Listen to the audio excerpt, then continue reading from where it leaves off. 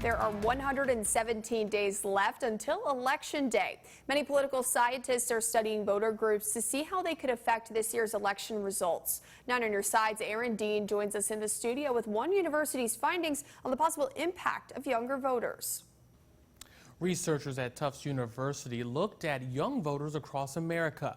They found voters in our state between the ages of 18 to 29 have the potential to influence the outcome of 2 federal 2020 elections. Their survey results are a part of what they call the Youth Electoral Significance Index. It ranks North Carolina youth voters 3rd in the U.S. for potential influence on the 2020 presidential election and 2nd for the U.S. Senate races. Their findings are based on indicators like the race itself, past election results, and past youth participation. Abby Kisa says their research shows young North Carolina could make a difference in the fall elections.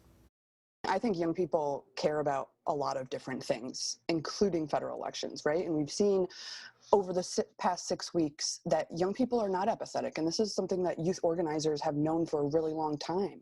So when it comes to voting, largely we're dealing with issues of access, not apathy. She goes on to say, since the 2018 midterm election, more than 50% of young voters have worked to convince others in their age group to vote.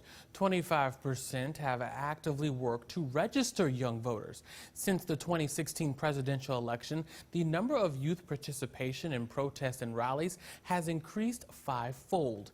In North Carolina, 42% of its voting group is made up of people of color. Kisa says these voters affected elections in states like Texas and Georgia. Her researchers will be looking to see if the same thing happens here in our state. In the studio, Aaron Dean, 9 on your side.